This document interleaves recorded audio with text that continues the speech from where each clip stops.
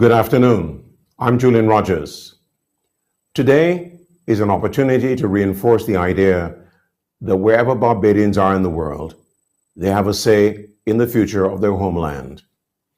The Barbadian diaspora has had and continues to play an important role in our national development, and your input in the current deliberations is vital and welcomed.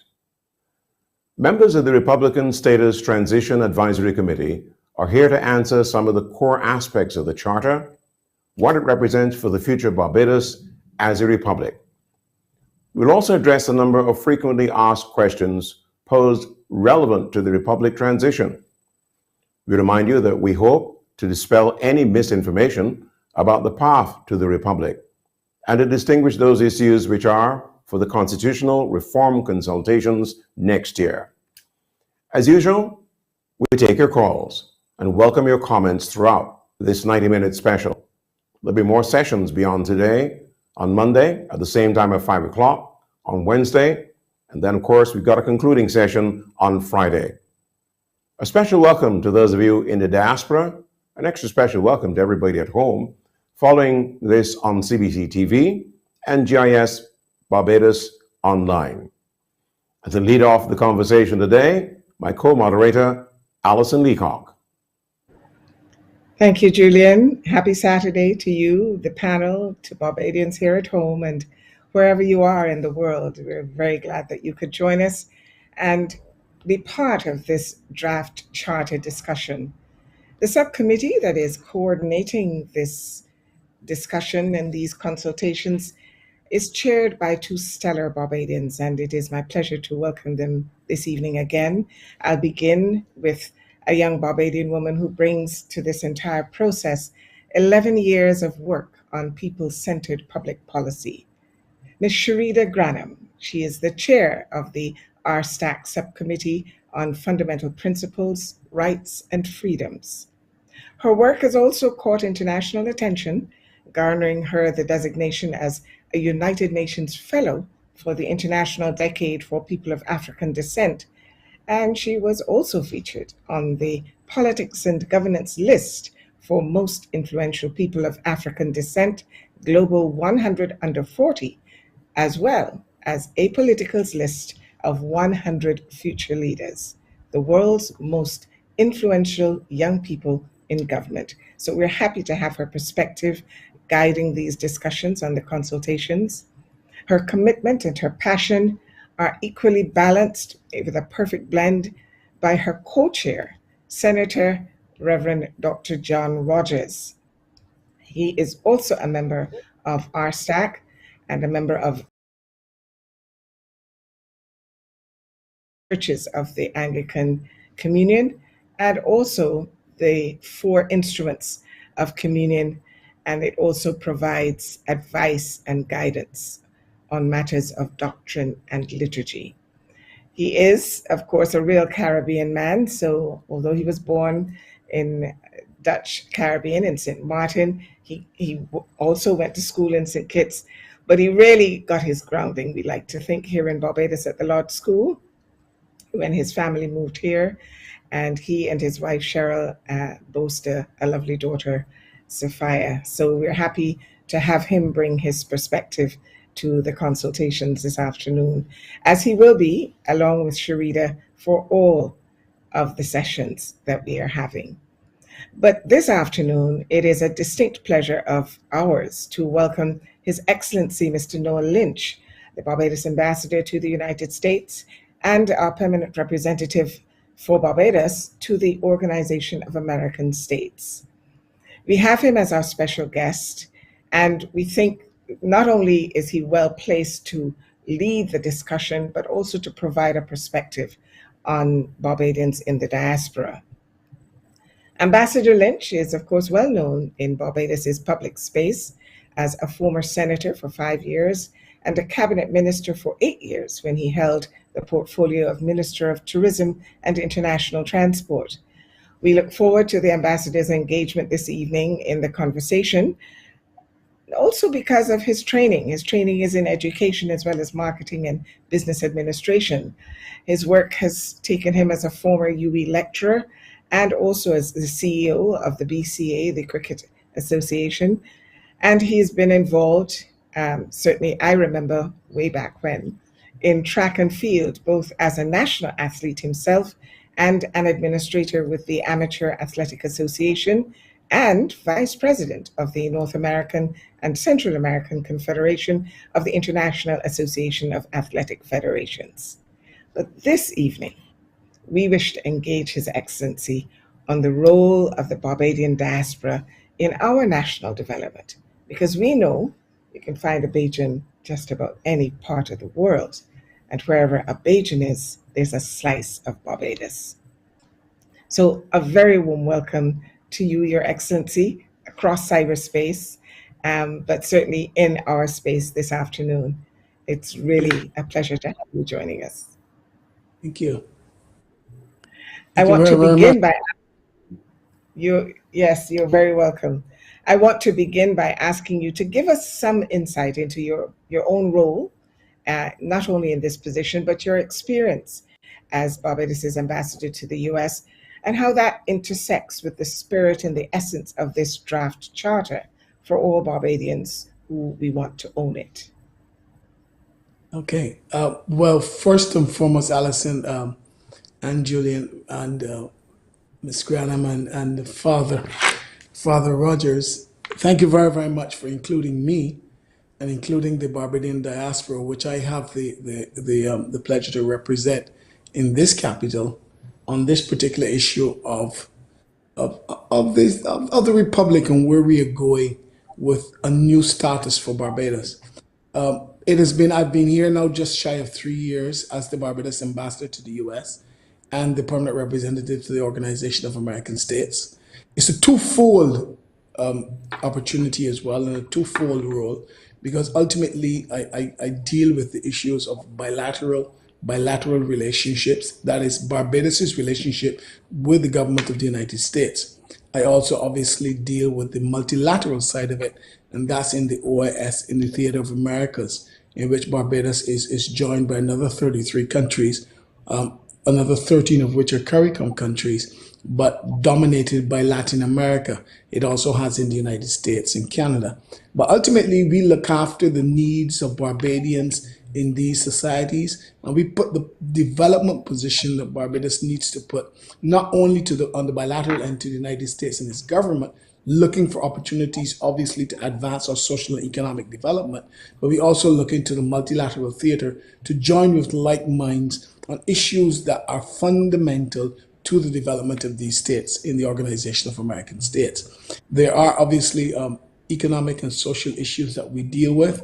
There are challenges to this entire remit, because on the one hand, you're dealing with your specific relationship with the US, but then the United States joins you in that theater of the Organization of American States. So it is a role that, as a matter of fact, there are many countries in this hemisphere who do have two representatives, one as a bilateral representative and the other as a multilateral, but Barbados has both. And Barbados is one of the countries that has both. Relative to this particular issue of the Charter, and I'll say this finally before we actually get into specifics, it is important that the diaspora are included in any negotiations and any dialogue, any conversation on where Barbados goes. I'm going to echo the words of the Prime Minister, Prime Minister Motley. She has said publicly that Barbados cannot develop alone or with the people that live in Barbados alone in the 106 square mile space. There are a number of people, as a matter of fact, from our count, there may be more. When you add second and third generation to it, there may be more Barbadians living in the exterior than they are living in Barbados, living in the United States than they are living in Barbados. And it's important that they play a significant role in the development of our society. We can't do it alone. And I'm really happy this evening that we have been included in the conversation. This is a conversation that will, I think, refine everything that we're doing to really make Barbados become the kind of land that we want it to become, and that the people act in the way in which we want them to act. So with those remarks, I'll stop there, and I'll let somebody else have something to say. Thank you very much. Thank you, Ambassador. I believe that Article 2 of this draft charter, under the area of equitable development, echoes exactly what you have said, and indeed what has been articulated by the Prime Minister as the vision for this country, because there is a recognition, and the charter does address that, the critical role that Barbadians, whether by birth, by descent, by marriage, or by choice, have to play, not only in the Barbados that we know and live in, but the Barbadian diaspora. And therefore, I think it's a good time to also have either Sharida or Senator Rogers really contribute to the important role that they envisaged as they drafted this charter to capture some of these of the diaspora, and I'm sure that you'll be able to expand on that as well. So perhaps Sharita, you could kick off, and then Your Excellency, you could certainly join in the conversation to bring the perspective and the feedback that, of course, you receive from Barbadians in the diaspora.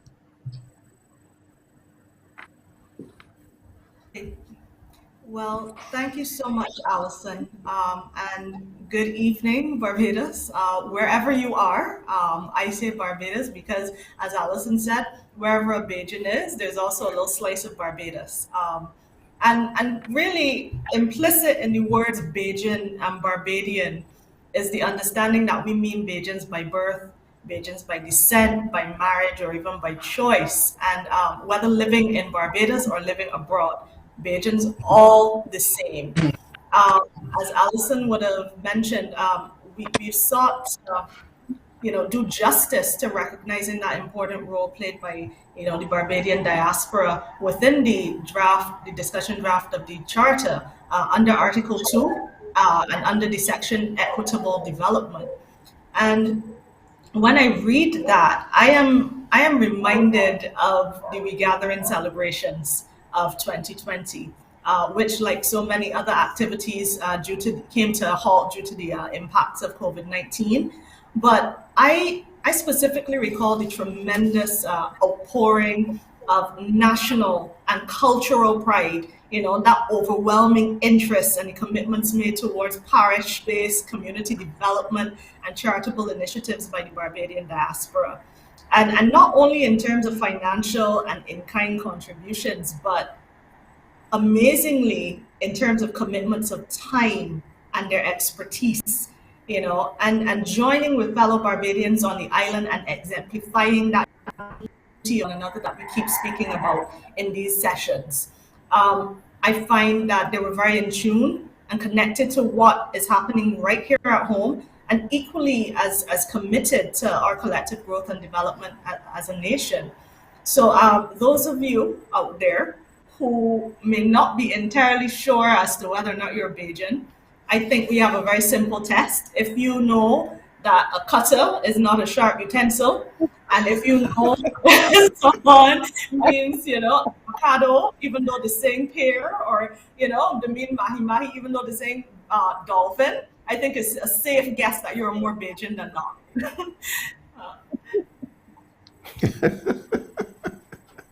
That's a great one, of course. Senator Rogers, as a Barbadian, kind of by choice, I am by I think descent. this is a good one to bring you in, and by descent, indeed. I think that Sharita has hit the nail on the head. And first of all, good evening to everyone on the panel. Good evening to the moderators. Good evening to everyone who's sharing this virtual space. I think Sharita has hit the nail on the head in terms of her description of Barbadianism, because it goes beyond persona to a cultural expression. Cultural expression not only in our music and our food, but in our way of life. A stability, a calmness, a frugality about the way we live. And Barbadians have taken that every part of the globe. And of course, the accent is very difficult to get rid of. And so I think you heard the story of someone said they were in the middle of Tokyo and they heard someone shouting snow cone. And they said, well, they're here because Bajans are everywhere. And they've taken with them that that piece of Barbados, that slice of Barbados that Sharita have spoken about. And I want to thank all those who have made this great nation known throughout the world simply by going other places and exhibiting a way of life that we can all be proud of. And you have helped to make Barbados known on the world stage as the great nation that it is. So thank you very much. So allow me then to share with everyone a question that came in from the diaspora, from Romel Hall, who is actually in China. And it says, given that I have not heard any of the public service announcements, I would simply like to understand how becoming a republic will change the current makeup of our government and how we do things. So I think, Your Excellency, I'm going to put you in this hot seat first. Grant, we're not looking at the Constitution this afternoon. That's for far more detailed discussions in 2022 in January. But certainly the Charter represents the spirit of what we want to achieve as a vision for Barbados. And this question then, I think, is a good one for us to address really the Barbados we want to see and all of the ideas that fed into the drafting of this charter. And in the diaspora, indeed, that may be a very common question. So I think you're well placed to kick off in the response this afternoon. Well, Alison, thanks. Just let me say though from the beginning, I mean, this question is not unlike most of the questions and the queries that has been posed to us as leaders, as envoys in the exterior. We begin by telling folks, for example, very, very quickly, that the Charter is really a proper precursor to the enunciation and articulation of the laws that will govern Barbados. A number of people are confused about why wouldn't you just have gone to changing the laws? Why didn't you just jump to changing the laws? We try to explain to them that laws are not absolute and final. Laws are subject to change, to derogation, but that the Charter captures in a broad sense the evolving dynamic of human rights. And we give them examples. For example, Section 11 of our existing Constitution talks about certain rights and privileges, but Sections 12 to 23, they're not specifically protected in those rights. A good example would be, for example, the right to privacy. But one of the things that is important is people don't understand why a charter, and then seeking in the next year to go about to then refine, amend the Constitution, or create a new Constitution, so to speak. And we've got to say, the Charter is not going to disappear. The Charter is to be read alongside the Constitution whenever that new Constitution, new in inverted commas, comes into being. And what this really does is sets out what kind of Barbados you want shaped in the future. It sets out very clearly how you would want people to behave and to act.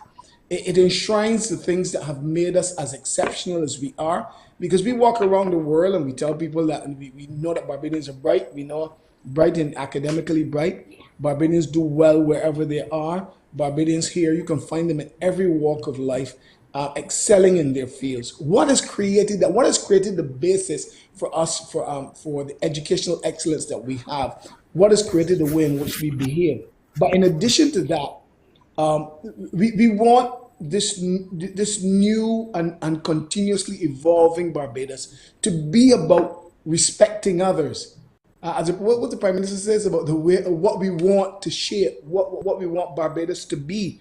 And although Barbados is good, we want Barbados to continue to grow and to be even better. How do we want you to behave? How do we want you to relate to other people in your space? How do we want you to protect the environment? How do we want you to create that framework for your being that will continue to boast of Barbadian exceptionalism? And this is the reason why this particular issue. Somebody told me, well, Lynch, if you're only changing the head of state from the monarch, why then you got to go through all of this? What is broken that you're trying to fix? I'm constantly asked that in the United States. What is broken that you're trying to fix? And I talk about I've actually said to a U.S. congressman here that you understand the issue first and foremost about that you have an American dream. We also have a Barbadian dream. You understand that when you wake up and look in the mirror, that you can aspire to be anything that you want to be in this space. You can be whatever you want to be. In the case of Barbadians, right now, you could not have aspired, or you can't aspire to be the head of state of our country. An American can aspire to be the president of the United States. When I was coming to the United States, I had to get agreement and agreement from the Queen to be able to come here to perform a duty in the United States of America. And I lay out to them very, very carefully. One, it changes the aspirational relationship and the value system that you have with yourself and with your countrymen. That's the first thing. It gives you an opportunity to dream and to dream big. But apart from that, the Charter creates a broader framework for how you engage with your fellow human being, and therefore enshrines the things in you that will make you and continue to make this country as great as it is and even greater, to take our place amongst the nations of the world in a very solid and sensible way. I'll stop there. That's a mouthful, Ambassador Lynch, but it does really get back to what anchors us about our self-confidence, about our sense of national identity and who we think we are. There are a number of other questions that I know many people in the diaspora keep asking, but I'm pretty sure that we also want to have some interplay between you and some Barbadians here at home as well as in the diaspora. And if you do want to join this conversation, we want to remind you, you can call on 228-5562 or 228-5563. You can also WhatsApp us, send us a note on 228-5562. And if you're joining us via Facebook, you can do it at CBC Barbados or at GIS Barbados on Facebook. For those of you a little shy, you still have the opportunity to send in an email, whether it is an audio recording or a video recording, no more than 10 minutes though, please, because we do want to be able to get all in. But this afternoon, we'd love to hear from you, either via WhatsApp, 228-5562, or you are free to call us, 228-5562 or 228-5563. And of course, make a contribution online on Facebook, CBC Barbados, or at GIS Barbados. Julian? Thank you, Alison. Well, this is a point where we really want to continue to encourage the diaspora community to get involved in the deliberations by making contact with us here in Barbados. We're happy to put you on the air or to share your voice messages via WhatsApp, etc. But we're fortunate in that we do have someone in the diaspora community, in Canada, in fact, and we're going to welcome our Canadian contribution, so to speak, or a Canadian Bajan, so to speak. Rashid Taylor is welcome to join us right here as we talk about the matter of the Charter. Mr. Taylor, are you there?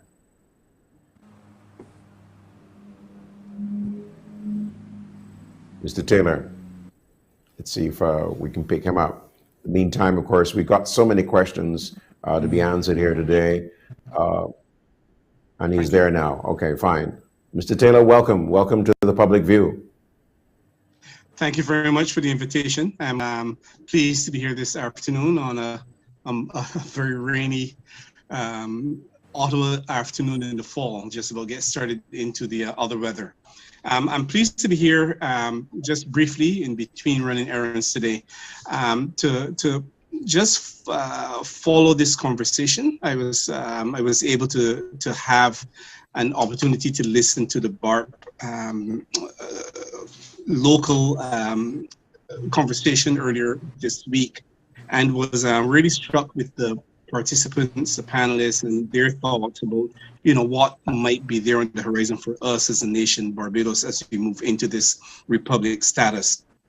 One thing that struck me, and I wanted to make a second reference to, especially what's going on with our diasporan community. I did speak to an opportunity around the justice system, reading through the draft that was shared. The opportunities are there to remake who we are, who we see ourselves.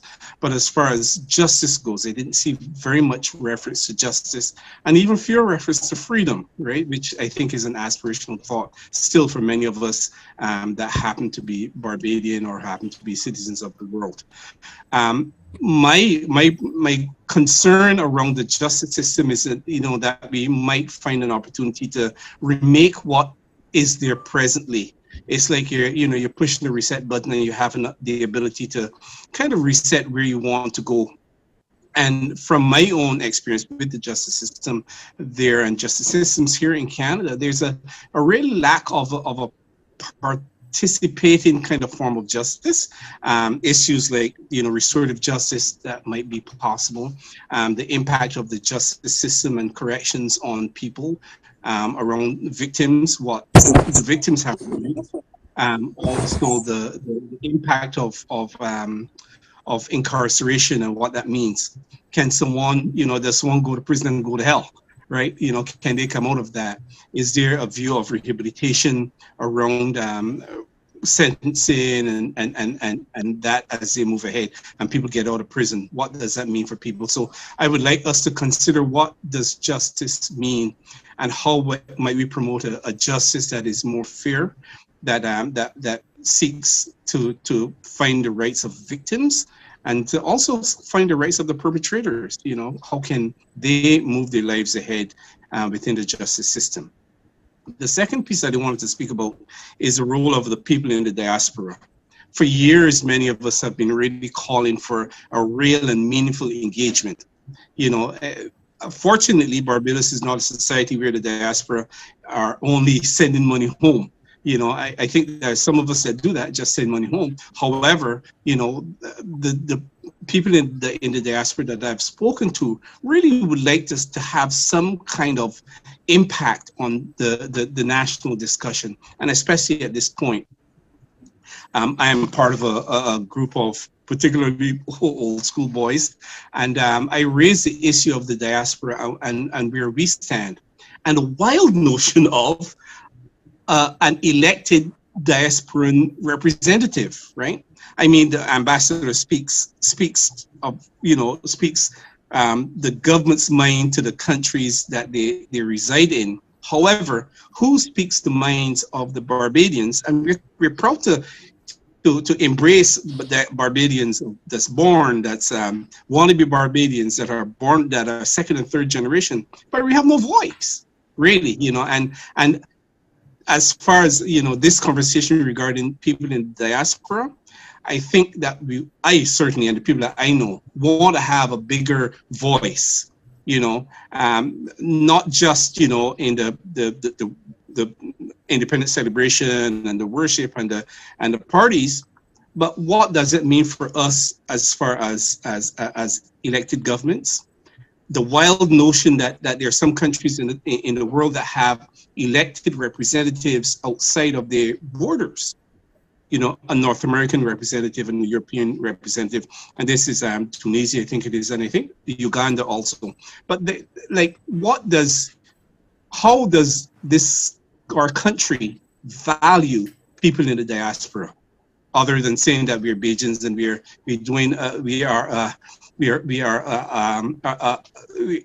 our nation is proud of us, and that we are representing our nation wherever we go. But what is in it for us? Thank you. Well, you've raised some very interesting points there, and I think very valid for consideration.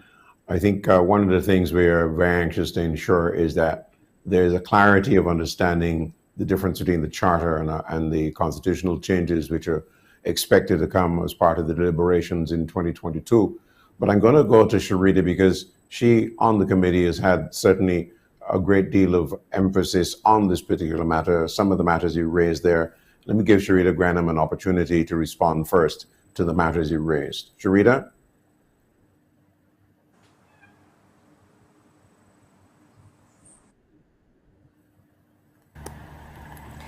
Sorry, about to lose my millennial status by speaking with the mute on.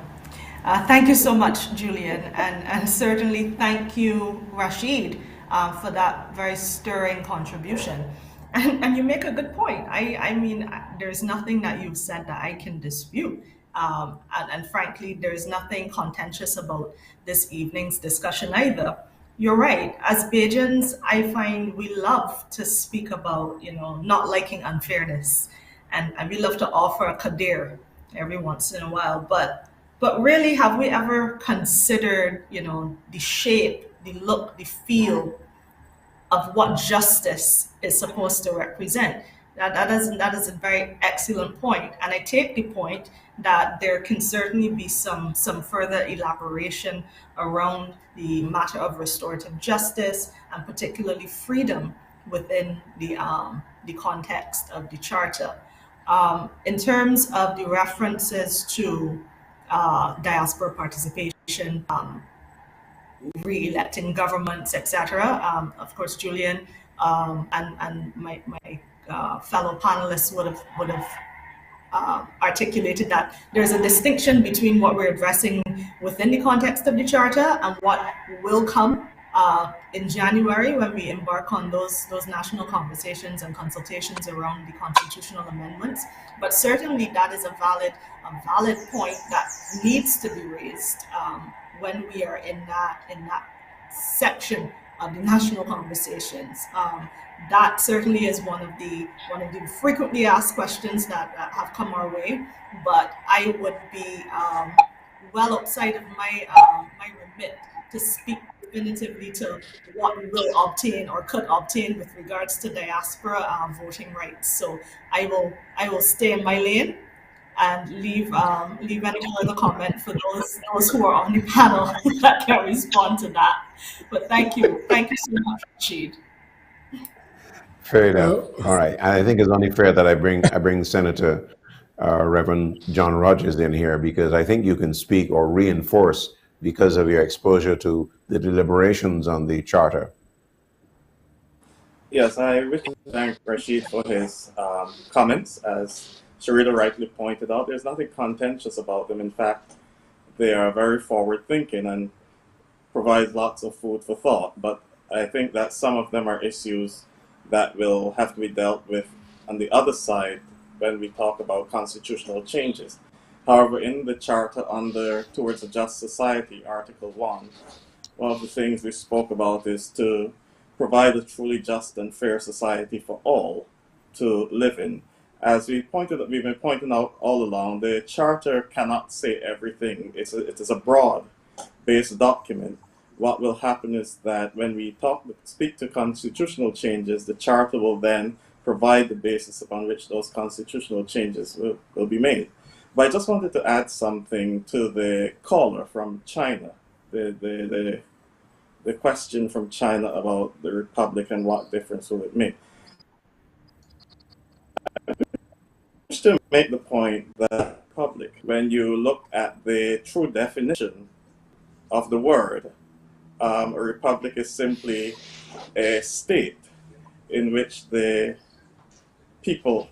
power resides in the people and their elected representatives, and which the head of state is a president and not a monarch. So what we're really doing is just fixing the other part of the definition, because we've been led by our elected representatives chosen by the people since adult suffrage. With regard to the other aspect that Ambassador Lynch raised, what is broken that we're trying to fix? The reality is that you do not wait until things are broken to fix them. Barbados is moving to a republic, not out of any military battle or any state of oppression, but I believe I've quoted Dr. Rudy Webster when he called me a few years ago. He said, I had preached a sermon on renewal and the need to assess where you are and where you want to go. And you don't wait until things fall apart to do that. And he said, this is what I was telling the West Indies team. This is how everything in life operates. Everything operates on the sigmoid curve. When you get to the top of the curve, there's only one way if you do not retool and refocus. And I believe that we can all be honest with ourselves. Barbados is a great nation. It's one of the greatest nations in the world. But if we look at our journey in the last 50, 60 years, I think we can all admit that there are some things, some areas where our zeal is waning and our national focus is waning. And I believe that this gives us the opportunity to seriously do the type of introspection and reflection necessary to make the transformations to pivot Barbados to be a beacon in the 21st century. So it's not that anything is broken to be fixed. It is that we recognize that there's a need to refocus and retool or press the reset button. Let me then also bring Ambassador Lynch back in here, because I'm sure that one of the questions you get asked and you can respond to is the changes in our diplomatic presence on the world stage. Are there any changes envisaged? No, Julian, absolutely not. I mean, Barbadians are asking, for example, do you become a republic? Are we change our passport? Are we not going to be members of the Commonwealth anymore? The bill that was actually passed in Parliament does nothing else at this stage but to seek to make Barbadian the head of state of Barbados. And it is simply that, because that is the lacuna that will take us from one point to another. By revoking the order and council of the right, we make the clear statement that we are in control of our affairs as a republic. We will continue to have doubts about whether or not we are managing our own affairs until we make this particular issue prominent and we make the change. But in addition to that, nothing changes. We have a diaspora meeting every month, and prominent people in Barbados, mostly leaders, political leaders, are invited to engage with the diaspora. And the Attorney General was the one that was on last month, and he made it absolutely clear that nothing changes except in this initial stage that the head of state of Barbados becomes a Barbadian. But none of our relationships, in other words, obviously if I was coming here now in the future, or somebody coming in the future, will not have to receive the agreement of the Queen, or will not have to go to Buckingham Palace. You don't have to go to Buckingham Palace in order to confer honors on people. But the point is that none of these other relationships change. And I just want to make also a quick response to what the Rashid said in Canada, and I thank him for coming in. One of the things that's important as well is that there is, I think, Article 1 of the Charter speaks to the issue of a just society, and I believe that Father Rogers echoed that. But in addition to that, the issue of whether or not, Barbadians ask me all the time, why can't we vote?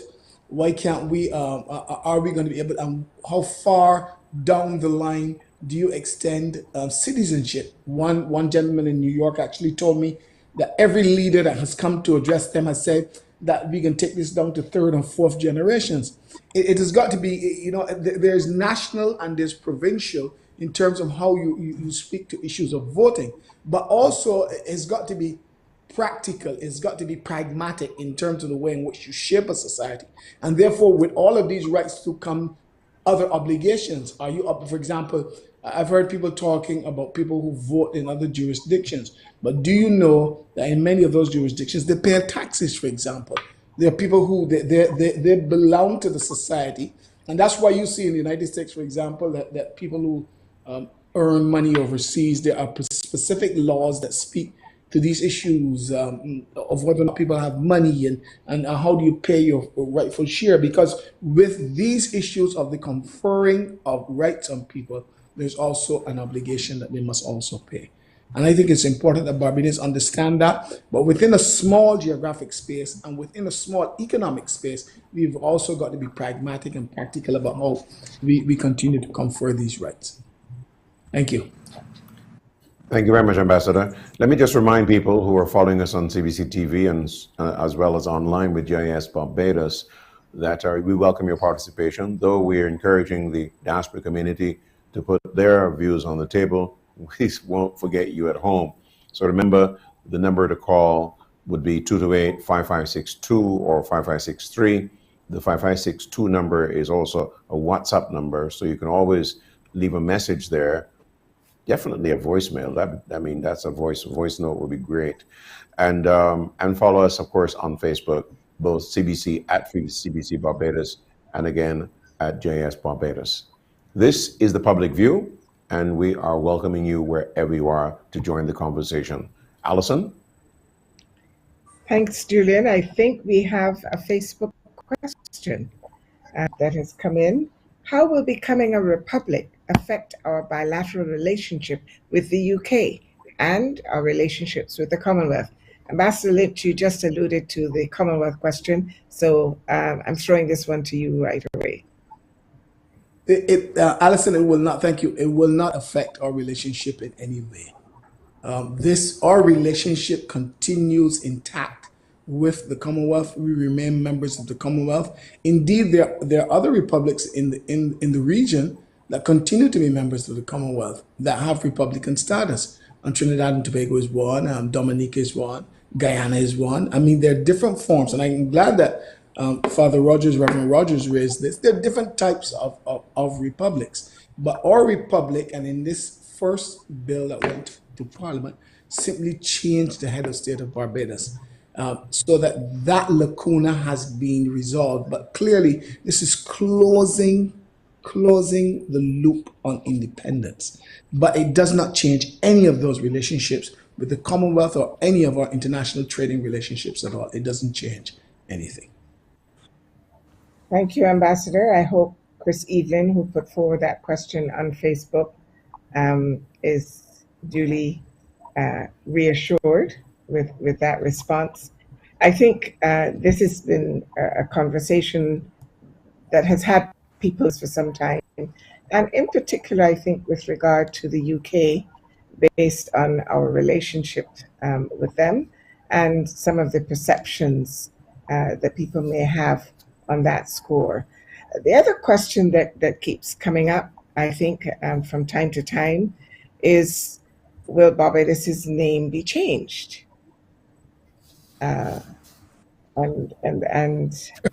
I believe the Prime Minister has answered this, but it is worth reading, I think, in the event that people have not heard that. There is that question about whether Barbados's name will change as part of the transition to republic, and whether our dollar will be devalued. So I hope maybe you don't want me to answer. I hope you don't want me to answer that. But if you want me, I'll tell you straight. And it doesn't change anything in that regard either. I mean, I've heard these questions being asked. Our dollar will not be devalued in any way. The Barbados name, Barbados, as a matter of fact, the Prime Minister said it well. The Prime Minister said that it will continue to be Barbados. It will not be the Republic of Barbados, because, as I said, all that has changed in this particular issue is the issue of a Barbadian becoming the head of state. And, this has been a conversation that's been taking place, I think, since 1966, but also since 1998. I joined the cabinet in Barbados in 2000. And in 1998, I believe they agreed to establish a commission to explain exactly where Barbados is going and determine where Barbados was going. But nothing changes in that regard. We don't devalue our dollar. The Barbadian passport is not going to be worth any less. Someone even asked me, are you sure that British visitors are still going to want to come to Barbados once the Queen is no longer our head of state? I tell them, I think there's absolutely no way that this changes any of those type of trading relationships with Barbados and the UK. Senator Rogers, I believe you wanted to come in there to also respond to some of these, because I'm quite sure that the committee was also aware of many of these nervous issues that the public may have had, and in crafting the charter, I'm sure that you took all of that into consideration. Yes, many of these questions would have come up at the committee level, and it were pretty clear that Barbados is Barbados. It is a brand, a renowned brand throughout the world. It has an excellent reputation, and there's no need to change the name Barbados. The republic doesn't, going to a republic does not mean you have to change the name of anything. It is just a type of government. And what we're doing here is simply, as Ambassador Lynch pointed out and the Prime Minister pointed out, closing a circle. As I would have mentioned in my earlier statement, that we are a quasi-republic already. In terms of the value in the dollar, that has nothing to do with this, because our dollar is not tied to the pound sterling. That ceased over 50 years ago. So there's nothing to suggest that there'll be any devaluation, and certainly no change in the name, because, as I said, Barbados is a renowned brand throughout the world, and it will continue to be that, and get even better. Indeed. If I may, though, go ahead, Ambassador. Go ahead. now, if I may, I know that Ms. Grannon told me I should engage organically with the with the panel. One of the things that I get that's continually asked to us here in the embassy is this whole issue of when you're conferring rights on Barbadians, shouldn't we do things that they believe other jurisdictions are doing? And I give you an example. Every Barbadian aspires to own a piece of the rock. And I hope that Reverend Rogers or Ms. Grannon can answer this question. They've said, listen, why do you continue to sell land to Barbadians, even sell land freehold to people who just come in as visitors? Some Barbadians here are concerned that there is not enough land in Barbados for even the Barbadians that live there, and they that live overseas will still like to hold a little piece and go back.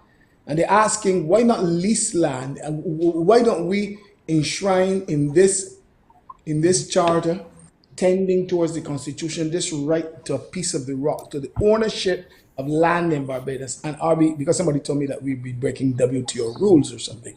But they said in other jurisdictions, even in the Caribbean, in the OECS, in some countries it's done. And they want to know, why isn't this the right to have a piece of the rock?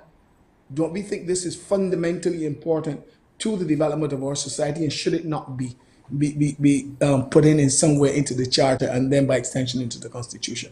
I'd like to hear views. I'm just a messenger. I just asking. I see everybody smiling. I see Ambassador is throwing it now. Huh? He's throwing the questions. I've been asked. I'm just a messenger. I'm just conveying the message. But I must tell you, before you even answer, when it was thrown to me, I actually had to say that I didn't even think about that initially. I admit, in my ignorance, I never really considered that. But this person was adamant that you selling off the land, Lynch, and where I can't get my piece. I want my piece. Should it be somewhere that says, that every Barbadian is entitled to 5,000 square feet of land or something? So I'd like to hear. Might just be an aspiration. Isn't it interesting though? Ambassador Lynch, our moderators put you in the hot seat and you decided to return the favor our way. Yeah, that's fine. I am certain I do not have to tell you that is a matter of a policy decision. And we are here in our capacity as members of the advisory committee. So that is certainly out of our scope. Definitely would be a little too ambitious for me to even attempt to answer. However, on a related note, if you look to Article 4 within the context of the Charter, we speak to everyone having the right to live in a healthy and balanced environment, duty and the right to participate in preserving, conserving, and enhancing our environment, etc., sustainable development. Now, a little further down under the section Environment, Sustainable Development, and Resilience, we speak to, and I will read from it. We shall protect the free and unrestricted access to all our beaches and public spaces, which is the inalienable right of every Barbadian. We acknowledge the historical trauma associated with our relationship to the land and to the sea. Hence, it is our responsibility to repair this relationship for current and future generations of Barbadians and to ensure that it is defined through ownership, infringement, and access. As islanders, we fully appreciate the importance of our land and sea to our livelihoods and quality of life, and we shall forever embrace the quintessential way of life of our island home.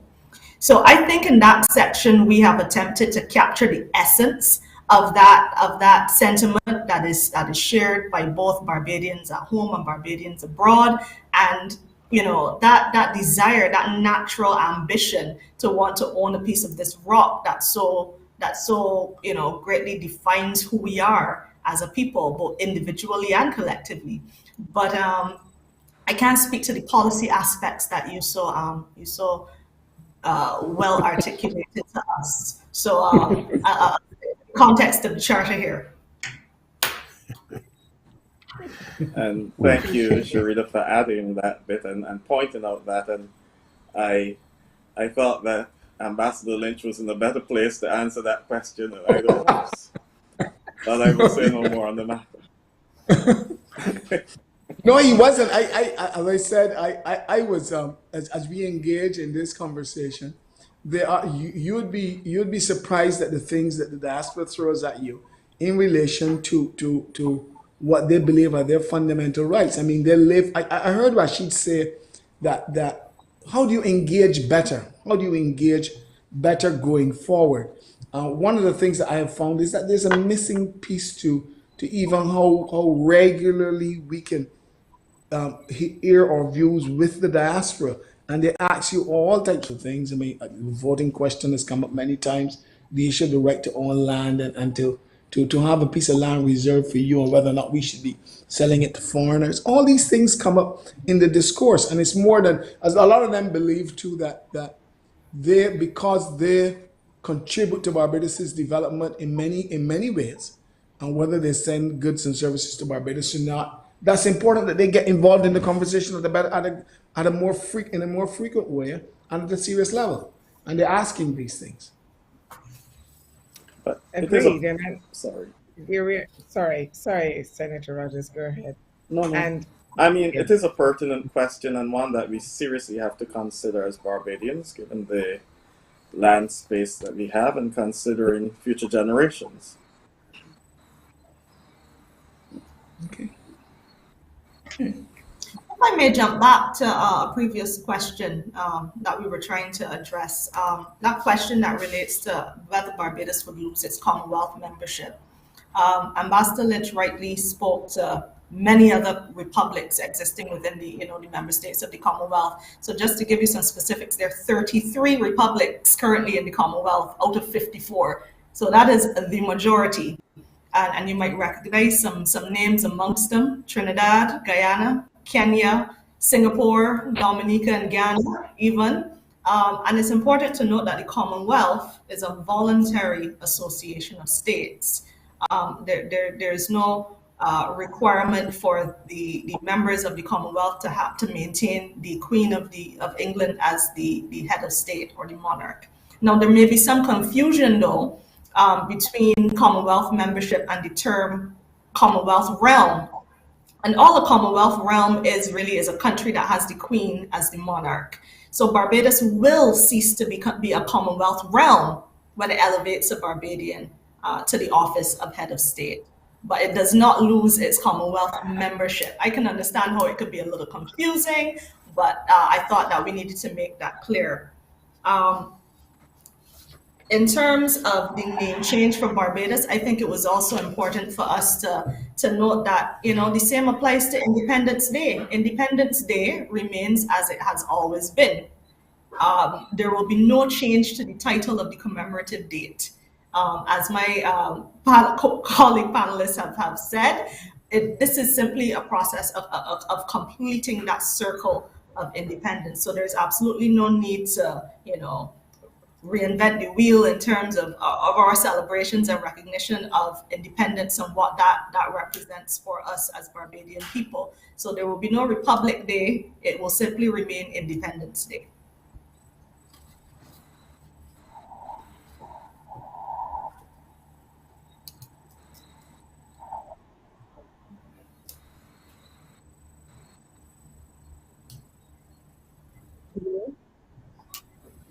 Julian, I Right. believe that there's Yes, there's a Facebook comment here. Why haven't the heads of government of Barbados given the Barbadian people an opportunity to have an input on this choice of a republic? Can we go back to Sharita on this one, because I think you need to make a clarification on the involvement of people in this matter. Yes, I'm surprised you didn't go to the diplomat, because addressing this question requires a certain diplomacy. But I will do my best. The question speaks to the nature of referendum. I interpret it to mean, why wasn't there a referendum on the matter? Well, we've already, voted in 30 representatives within the House of Assembly. And we have essentially chosen a leader, an executive in the form of the Prime Minister who heads our cabinet. Traditionally, when you look at voting and elections around the office of a president, the irony is that one would actually have that kind of voting procedure for an executive president, and that certainly does not obtain in this instance, because Barbados will have a non-executive president. I think the parallel that we can draw is that you don't vote for a governor general, so why would there be a need to vote for president? I'm not sure how much clearer I can be in that regard. So I will lean on my fellow panelists to elaborate further. And that's an invitation then to Senator Rogers to make a contribution here. Yeah, well, I think I've pointed out in another forum. A government can make a political decision and weigh the political risk of that decision. There is nothing enshrined to say that there needs to be a referendum on anything. That is a decision the government makes. In Barbados, in particular, over this issue, I think what has been abundantly clear is that both major political parties have spoken to the move to a republic, and so the political divide that would usually exist over matters like this, I do not think exists, and so I do not know that the government would have been pushed or felt pushed to have a referendum on something that both political parties across the divide have already agreed upon. And as I said, there are political decisions. The government will weigh the risk of making the decision against not making it. And I think other administrations did this in the past and pulled back because they considered the risk too great. It is a political question, which our pay grade is not at that level. If I may back in here, an important thing I think that we need to confront nationally is that what is on the table here is simply elevating a Barbadian to the office of head of state. We get a little confused when we be around republic. However, if there needs to be a referendum on whether or not in 2021 we as Barbadians want Barbadian in the office of head of state or not, we have much bigger problems. That is my contribution to that question. And that's coming from a citizen as opposed to a politician. So let's hear from the politician among us who is now an ambassador, but who has a lot of political experience. I thought you were referring to Allison when you were saying that, but let me get this. Let me get this. And around Let me get this. Congress, You know, that's not going to is happen. I ask myself every day: is an envoy? Can an envoy be really considered a policymaker in the broadest sense? I don't sit in the cabinet and make the decisions, but let me also. There's something that we need to clear up. This issue of Barbados replacing the head of state and becoming a republic, a parliamentary republic, has been discussed and agreed upon by both major political parties in Barbados. And now even the leader of the opposition has also said that the existing leader of the opposition, he had absolutely no reason to say anything against becoming a republic. But I also joined the Prime Minister in saying that this is not a rush job. What has happened is talks regarding the transition from a realm to a republic began in Barbados more than 2 decades ago. And I don't know there's any Barbadian that I have ever met anywhere, none here or in Barbados, that has not said that they are in favor of this republic. If you say what kind of republic you want to be, we've said clearly the only thing that we're doing here is making the change from the Queen of England as our head of state to a Barbadian being head of state, and there's no Barbadian that wants to go against that. So I don't know what else. I don't know what other discussions we could have had that would have changed the minds of anyone. Everyone is agreed, or most 99% of the people, most of the people I met are agreed upon this path. That's how I put it. Is there a challenge here, Ambassador, that this is a matter that predates the so-called current generation, and therefore we have to go through the process of recommunicating, so to speak, if that's a word? I believe that, Julian, that in a way, what we are doing this evening constitutes a part of that. What you're doing with the charter constitutes a part of that. But what went to Parliament and actually changed last week, I think it was, when the lawmakers voted 25-0 to amend the Constitution of Barbados to bring the Republic into force. It was very simple. All it did is a simple but functional bill. The constitutional amendment just revokes the Order of Barbados of 1966 and as an order in Council of Her Majesty while keeping complete the Barbados Constitution, making provisions for Barbadian to become the head of state. I am lost on where some people might be on this.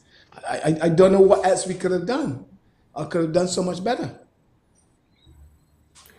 We run the risk of turning this into a constitutional debate rather than the matter of the charter. And I want to bring Senator Rogers back in here, because I think this is an opportunity for reinforcing the real tenor of the charter, and particularly to encourage the participation of people at home and abroad in really understanding very clearly, clarifying for everybody once and for all what is the real value of this charter. I think, Senator, I'd want you to talk particularly about its addition, its being an addition, say, to the flag and the anthem and the pledge, etc. Yes, the Charter is meant to embody the hopes and aspirations of our people going forward in the 21st century. It is meant to be a document to which future generations can turn if they perceive that the society is not what it should be. The Charter should really set out, this is who we are as Barbadians, this is how we operate, this is how we treat to each other. And so it is really something that every Barbadian should be invested in. It is something that we should all seek to contribute to, because it really spells out what our hopes are for ourselves, not only as individuals, as a people. And it is out of this charter that we will shape our laws going forward, that we will shape what the new Barbados will be. And I'm using new Barbados here in inverted commas, really, because it's really a continuum, but we're refocusing and reshaping the Barbados which the 21st century demands. And we're doing so collectively as a people. And that's why I'm happy that Ambassador Lynch just reiterated what I said in terms of both political parties have embraced the concept of the republic. And I will encourage us not to recognize that this is not a political issue. If this becomes this is an issue of state. This is an issue about how we as a people, regardless of our political persuasions, regardless of our political preferences, see ourselves and would want our future to look. And so I am encouraging all persons to critique the charter, pick it down, seek to tell us what ought to be there and what shouldn't be there, so that we can shape the type of Barbados in which we can all live and move and have our being. Well said, Senator Rogers. I think if we go back to Article 2 and the segment about equitable development, you know, the Charter does talk about the pride that we reflect both in the past and our future accomplishments of Barbadians all over the globe. We could begin to name quite a few and could be here for all of the sessions until next Friday, I'm sure. But most of all, I think the Charter seeks to capture the fact that this is rooted, and those Barbadians in the diaspora, and the ambassador alluded to it, are rooted still in our Bajan values and traditions. And really and truly, those values and traditions give life to the character of who we are as a people to the rest of the world, how we're seen and how people engage with us. So again, the contributions from members of the diaspora remain relevant to this exercise. As Senator Rogers articulated just now, this is the precursor, this is the bedrock that sets up the wicket, if I mix my metaphors, for January 2022, when there will be extensive discussions and analysis and critique of the Constitution. But the Charter is not the Constitution. And we're here, we will be here again on Monday, Wednesday, and Friday next week when we wrap up at 5 o'clock every evening, to really encourage you to review the Charter and make inputs. We've had some excellent input so far, and we encourage you to continue. There are 2 questions that I have from the diaspora, even though I know Ambassador Lynch, you alluded to some very specific ones. Here are 2 others that you can chew on this afternoon. The first is, will Barbados' passport be devalued? And the second is, will Barbadians need to have a visa to visit the UK? Are you asking me to respond? I can respond. I am indeed. Okay. I will just echo the sentiments of the Attorney General. The Attorney General, when he engaged with us, he answered both of those questions. He said, for one thing, absolutely not. There's no way. And I think Father Rogers has said it very well. The Barbados and the Barbadian brand is a global brand of excellence. It doesn't devalue anything about Barbados, including our passport. The second thing that's important is that we certainly will not need any visa to go anywhere to the United Kingdom or come anywhere else. I believe right now there are obviously laws that govern immigration going into the United Kingdom, even from people coming from this part of the world. But Barbados is not going to need any visas. Barbadians will not need visas to go to the United Kingdom. Not in terms of what we are doing here in this very simple exercise about changing the head of state to a Barbadian. I'll stop there. Is anyone else that wants to? I think wants to add anything. I'm sorry. I believe that Alison, if I may, you know, one of the things that I believe that the issue of what we're discussing, and when you bring it full circle, the concept of a charter as being read alongside a constitution is nothing new globally. I think Canada has a similar charter that they read alongside. Right. I think France has the same. And I think what we need to continue to get into the minds of Barbadians, that this charter is just a proper precursor to the enunciation and articulation of the full set of the laws that will govern Barbados. That is what we need to be able to say. This gives us the opportunity now to say, how do you want to live? What does Barbadiana become? How do we strengthen the bonds that have made us what we are? We walk around and we say how great we are as a nation, but this strengthens those bonds in a more significant way. And the thing is, I encourage Barbadians to get involved in this conversation because it defines it or redefines what is Barbadiana. We know what it is. I keep saying to some people here, one of the things that we do is we talk a lot. A lot of Barbadians tell me one of the things that we have going against us is that we seem to have become a people not as engaged as a village, as much a community as we were in the past. We're not our brother's keeper anymore. We've become a more selfish people. We've become a more envious people. Even when we speak about issues in our banter day by day, I call up Alison or I call up Julian and I say, what are you doing today? Julian said, well, I'm cooking. And I said, well, Julian, you can't cook. I never hear about you cook none yet. I hear you can burn down the place, all this kind of things. Those kind of relationships, even though you may think that they don't damage the psyche or bring issues into being, these things are important. The common courtesies, the good morning and good evening, how we treat each other, how we relate to each other, it is important that we re-establish these things, because when we were growing up, these things, or at least at my age, when we were growing up, these things were things that we took for granted and existed. They existed, yes, in the village where I grew up. So I'm saying what we do now is this. We take these things, understand how they were the building blocks of our new society, particularly coming out of independence, and we strengthen them. That's what we need to do. And this charter gives you that broad base for how you continue to strengthen these issues. I think it's important. I think Barbadians are into it, and I think it's something that we should be extremely proud of and that we should go on to deal with.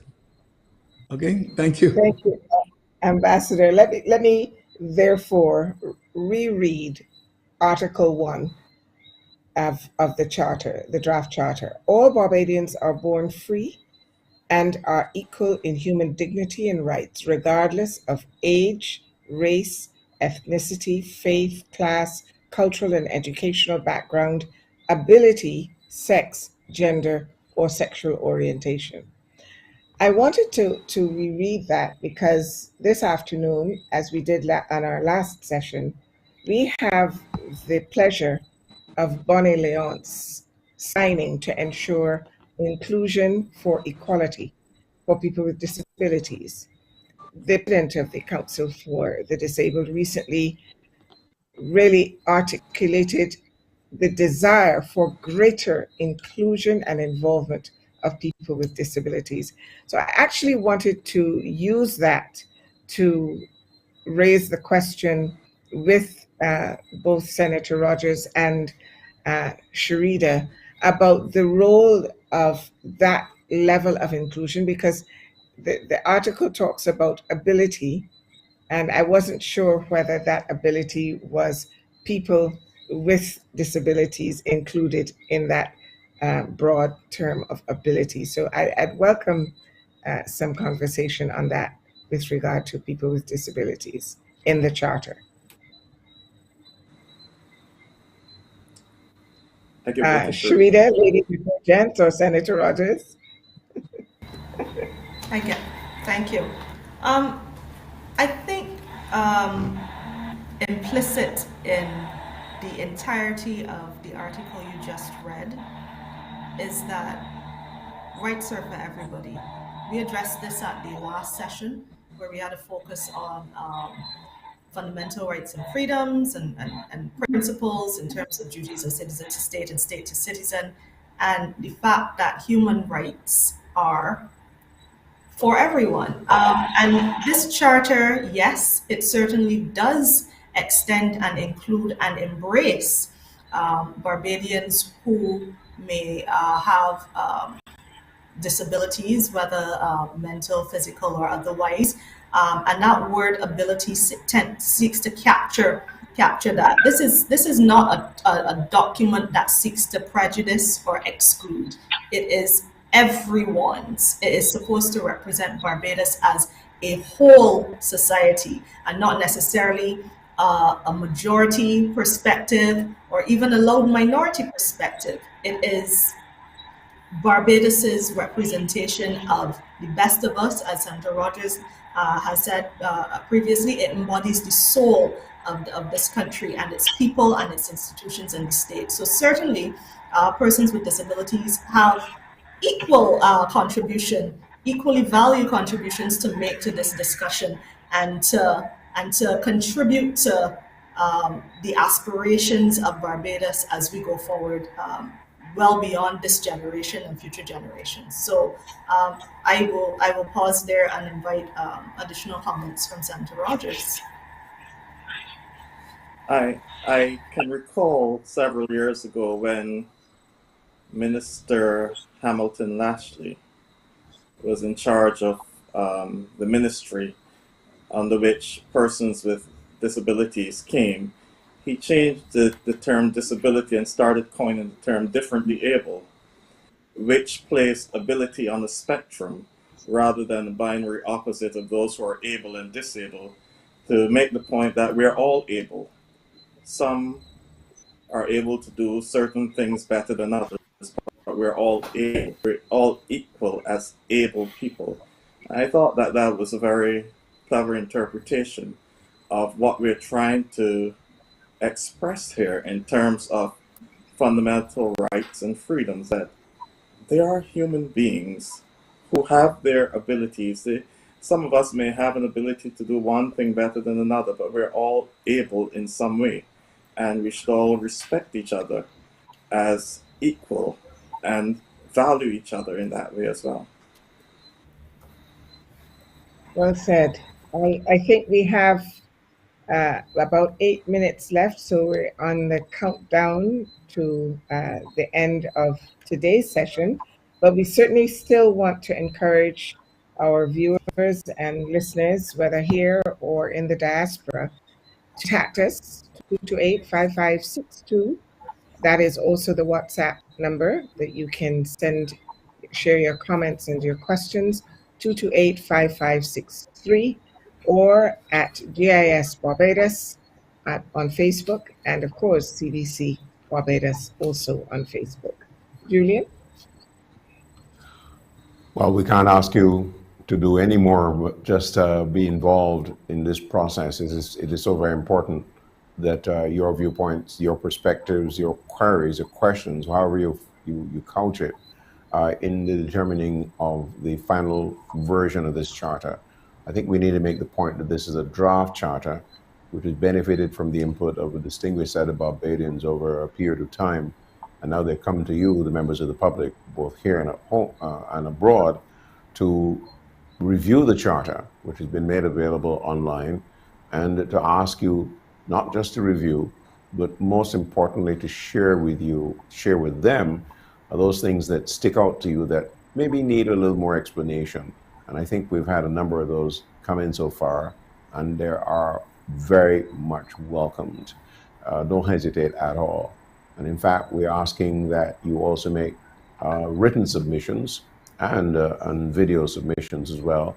And those video submissions should not be longer than 10 minutes, so that make sure that you really capture your particular aspects that you'd like to raise with this very outstanding committee, the Republican Status Transition Advisory Committee.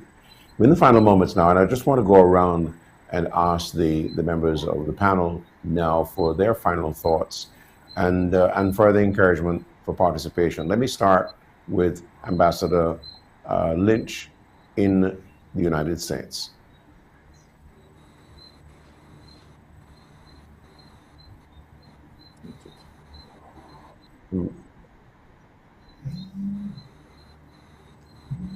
He said it was on mute, so let me know. Come right. No, I'm happy that I've been included in an expert panel, because I didn't think at all that I would consider myself an expert in this area. But I was very pleased to see the charter, because I think I understand the charter capturing in a broad sense the evolving dynamics of human rights. And therefore, how do we speak to our people in terms of the conferring of those rights? The laws that will govern Barbados. Laws are not absolute and final. Laws are subject to derogation. But what is important is that we have a basis for how we create and carve those laws. And I think this charter is a wonderful step, a great precursor to the enunciation and the articulation of those laws. One thing that we didn't have a real opportunity to speak about, which I'm pleased to see, is the issue of our relationship with the physical environment. We talk a lot about the relationship between ourselves and between human beings, but ultimately where we live and how we live, as it relates to the environment, the physical environment will also determine what we leave to future generations. And I was very pleased to see that in that Article 4, we speak specifically to these issues that are going to create and shape the right physical environment in which Barbadians will live, which future generations will enjoy. So I thank you very much for including me this evening in this evening's discussion, and all the best to all of you. Thank you. Thank you very much, Ambassador. Let me ask then the Senator, Reverend Rogers, to give us his final thoughts at this stage. Thank you very much, sir. If you would permit me, I would allow my final thoughts to be the thoughts of Sir Roy Marshall, who was one who was very instrumental in carving the 2004 draft constitution, and also wrote extensively on what it means to move to a republic. If you would permit me to quote just a passage from a 2012 document he would have had in the newspaper. It simply says, "Republican status will not alter our excellent international reputation as a model small developing state, nor will our political stability or any of the fundamental values of our democracy be affected. Investors will not leave our shores in droves. It will not place our defense and security at any greater risk than they are now. After all, the troops of the Union Jack were not available to the Queen of Grenada in that other realm's hour of need." I think that should help to quell some of the fears and answer some of the questions that would have been raised today coming from Sir Roy Marshall himself. Thank you. Thank you very much, sir. Let me then invite Sharita Granham, who would really represent the very future of the operation of this republic that we are forging right now, to have her final word today. Thank you so much, Julian, and it is very, very pleasing to be considered still young on this national platform. I can't really add or do much more justice to the words of Ambassador Lynch and Senator Rogers. So I will simply close by saying and reinforcing that this charter is yours. The contents are of you, for you, and ultimately by you. Your contributions have informed the contents of this charter, and your further contributions will inform any amendments that are necessary prior to it being forwarded with a recommendation to the Cabinet of Barbados. So I look forward to your continued engagement and participation. It has certainly been very fun and informative so far, and I thank you all. And we thank you as a member of the Republican Status Transition Advisory Committee and all the members for their contributions to date, and of course the extended work still expected of them to finalize this draft charter. I'm Julian Rogers. I want to say thank you to all of you who participated already, and also thank you to the technical people who put this all together on behalf of the CBC and also on behalf of the Government Information Service. I want to also thank my co-moderator, Alison Leacock, for joining me in this particular element of national service, as we put it. So thank you again. Remember, we get back together again on Monday, on Wednesday, and Friday of next week at 5 o'clock here on CBC and online to look again at the Charter for Barbados as a republic. Make sure you have a good and safe weekend, and be sure to join us on Monday. Thank you.